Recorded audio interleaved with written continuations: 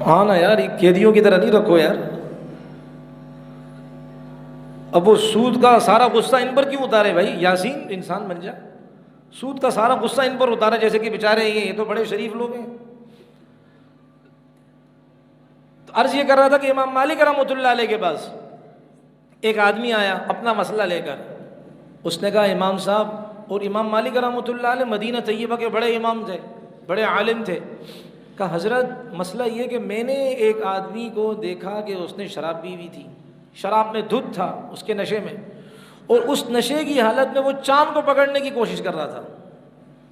تو میں نے یہ دیکھا کہ بھائی اس کی کنڈیشن ایسی ہے کہ یہ چاند کو پکڑ رہا ہے، چاند کہاں اس کے ہاتھ میں آئے گا. تو میں نے یہ کہا کہ بھائی واقعتاً انسان کے پیٹ میں سب سے گندی چیز اگر کوئی داخل ہوتی ہے تو وہ کیا ہے؟ شراب ہے. تو میں نے وہاں جوش میں کہہ دیا کہ اگر شراب سے بھی زیادہ بدتر کوئی چیز انسان اپنے پیٹ میں ڈالے تو میری بیوی کو طلاق. یعنی کہ مطلب یہ ہے کہ شراب سے بدتر کوئی چیز نہیں ہے. اس کے کہنے کا مقصد یہ تھا کہ شراب سے بدتر کوئی چیز نہیں ہے، شراب ہی اتنی گندی چیز ہے تو لہذا میری بیوی کو طلاق نہیں پڑے گی. اس لیے میں نے غصے میں یہ کہہ دیا کہ اگر شراب سے بھی بدتر کوئی چیز انسان اپنے پیٹ میں ڈالے تو میری بیوی کو طلاق، تو شراب سے بدتر کوئی چیز ہے نہیں، لہذا میری بیوی کو طلاق نہیں ہوگی. میں نے یہ دماغ لڑایا. لیکن اب میرا دماغ ٹھنکا کہ نہیں بھائی یہ میں نے کیا کہہ دیا. میں وقت کے عالم دین سے مسئلہ تو پوچھوں. اب میں آپ سے پوچھنے آیا ہوں آیا میری بیوی کو طلاق ہوئی ہے نہیں ہوئی ہے. میں نے یہ الفاظ کہہ دی اور میرا گمان یہ کہ شراب سے بدتر کوئی چیز نہیں ہے انسان جو پیٹ میں داخل کرے. تو دیکھیں امام صاحب رحمۃ اللہ علیہ اتنا بڑا انسان، انہوں نے فوراً جواب نہیں دیا. اس لیے کہتے ہیں ہر پرچی کا جواب فوراً نہیں ہوتا، ہر سوال کا جواب فوراً دینا عقل مندی نہیں. امام صاحب رحمۃ اللہ علیہ نے فرمایا کہ کل میرے پاس آنا، میں تمہیں اس سوال کا جواب دوں گا. اگلے دن وہ آیا، حضرت نے فرمایا آپ آئندہ کل آنا، ابھی تک جواب ملا نہیں ہے، آئندہ کل آنا میں آپ کو جواب دوں گا. اب اگلے دن آیا تو امام صاحب رحمۃ اللہ علیہ، امام مالک رحمۃ اللہ نے فرمایا انی تصحفت فی الکتاب، میں نے اللہ کے قرآن میں غور کرنا شروع کیا، لیکن غور کر کر کے میں اس نتیجے پر پہنچا ہوں کہ شراب سے بھی زیادہ ناپاک چیز موجود ہے، اور وہ ہے سود کا لقمہ.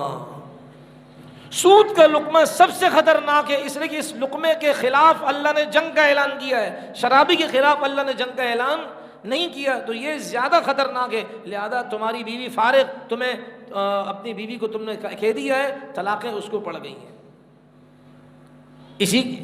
خیر یہ تو مسئلہ طلاق کے پڑھنے کا ہے. ایک اور مسئلہ، اس لیے کہتے ہیں اگر کسی مولوی صاحب سے آپ نے سوال پوچھا انہوں نے فوراً جواب نہیں دیا تو یہ نہیں کہنا 10 سال کیا کیا اس نے.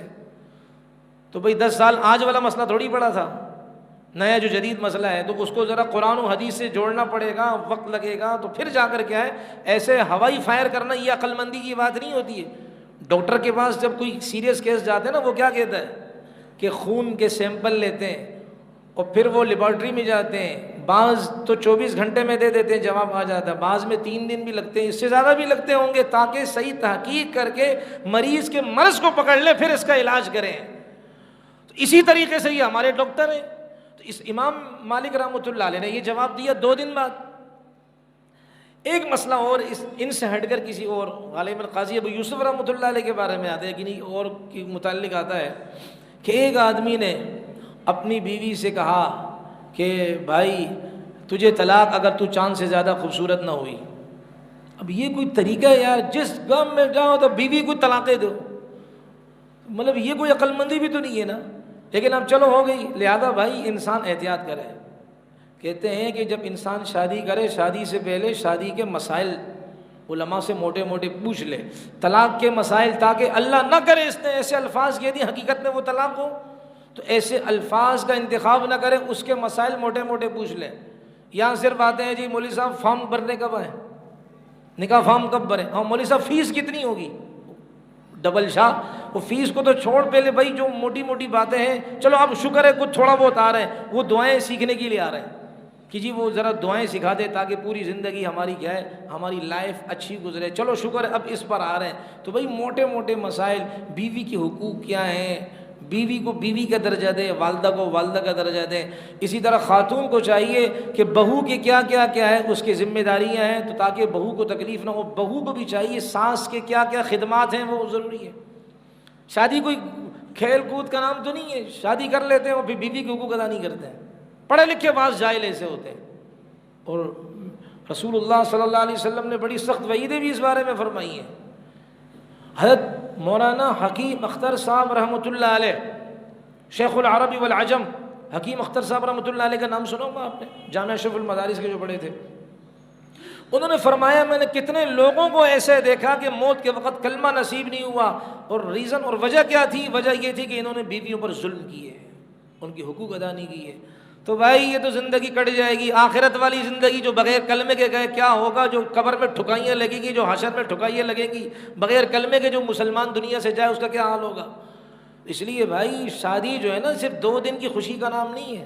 وہ غالباً کسی نے ایک بہترین عرب کا وہ ایک مقولہ بھی نقل کیا ہے، کبھی بہت پہلے پڑھا سنا تھا کہ سرور شہر، یہ 1 مہینے کی خوشی ہے، ہاں، اور پھر کیا ہوگا؟ ہموم دارن، پھر پوری زندگی کے غم ہے۔ غم سے مراد ذمہ داریاں، وہ غم نہیں کہ کس مصیبت کو لے کر آؤں، یہ نہیں، ذمہ داریاں کہ یار میں کس طرح بیوی کے حقوق ادا کروں، ماں کے حقوق ادا کروں، یہ ذمہ داریوں کا غم، یہ ہے ہموم دارن، پھر پوری زندگی کے کیا ہے؟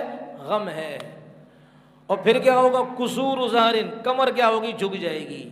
آگے کسی نے، یہ تو حضرت علی تک، حضرت علی رضی اللہ عنہ سے اس طرح منقول ہے، واللہ اعلم، آگے کسی نے آپ کی طرح میری طرح اضافہ کر دیا۔ اس کے بعد کیا ہوگا؟ جب کمر جھک جائے گی، کہ کمر جھکنے کے بعد کیا ہوگا؟ دخول قبر، انسان کا بچہ بن قبر میں داخل ہو خبر میں جائے گا۔ تو اس لیے میرے محترم عزیزو، یہ مسائل، یہ بعض لوگ ہمارے گاؤں دیہات والی بھی، ابھی تو شکر ہے تبلیغ کی برکت سے، علماء کی برکت سے کچھ آئی ہے، ذرا سا کچھ ہوتا ہے قسم خدا کی میری بیوی کو طلاق اگر میں نے یہ کام کیا ہو۔ او بھائی تو بیوی کو کیوں لیا؟ یہ کہنا قسم خدا کی میں گدھا اگر کیا ہے میں نے یہ کام کیا ہو، تو پھر میرے نام کے آگے گدھا لکھ دینا اگر میں نے یہ کام کیا، پھر بات سمجھ میں آتی۔ ہر بات میں رگڑا مارو تو بیوی کو رگڑا مارو، ہر بات میں نقصان اٹھاؤ تو بیوی کا کیا ہے وہ نقصان کرو، یہ عقل مندی نہیں ہے۔ اسی طریقے سے اس آدمی نے اپنی بیوی سے کہا کہ جو چاند دیکھا ہوگا اس نے 14ویں کا چاند، تو اس نے کہا ہوگا کہ بھائی یہ چاند کتنا خوبصورت ہے، اور اگر آپ اس چاند سے زیادہ خوبصورت نہیں تو آپ کو 3 طلاق۔ حالانکہ چاند کیا ہے؟ وہ کوئی کہتے ہیں نا کہ نبی چاند جیسا چہرہ تھا، غلط ہے، یہ نہیں کہنا چاہیے۔ چاند سے تشبیہ ہی دینا یہ بھی کیا انصاف ہے؟ اس کے منہ پر چھائیاں، احمد کا چہرہ صاف ہے صلی اللہ علیہ وسلم۔ کہتے ہیں نا نبی کا مکھڑا چاند جیسا تھا، نہیں بھائی، چاند کیا، اس کی ویلیو کیا ہے؟ چاند تو میرے نبی کی صرف انگلی کے اشاروں پر ناچتا تھا۔ ناچنے کا مطلب یہ نہیں ہے، مطلب وہ حرکت کرتا تھا، ٹکڑے ہو گئے تو اس کے، وہ تو چاند خادم تھا، میرے نبی تو مخدوم تھے، چاند میرے نبی کا غلام تھا۔ چاند کے ساتھ تشبیہ دینا محمد پاک کے چہرے کو بالکل کم عقلی کی باتیں ہیں۔ چاند پر تو کیا ہے، بادل بھی آتے تو چھائیاں آ جاتی ہیں، اور میرے مدنی کا چہرہ تو صاف ستھرا تھا۔ اس لیے اس نے کہا بھائی اگر تو چاند سے زیادہ خوبصورت نہیں ہوئی تو چاند بگڑی، فارغ۔ اب بعد میں اس کا دماغ سیٹ ہو گیا، پھر مولوی صاحب کے پاس آئے۔ یہ بعض لوگ آتے ہیں نا، سارا کام کر کے دماغ سارا کچھ حلوہ ملوہ معجون بنا کے مولوی صاحب کے پاس آ جاتے ہیں، جی یہ کام کیا، مجھے جواب چاہیے۔ مولوی صاحب کہتا تیری بیوی کو طلاق میں نے دی تھی، کھوتیا، تو نے خود کہا تھا نا، میں نے تو نہیں کہا تھا، نہ تجھے میں نے مشورہ دیا تھا، اب تو اتنی ایمرجنسی میں آ رہا ہے جیسے کہ تیرے خواب میں آیا تھا کہ طلاق دے۔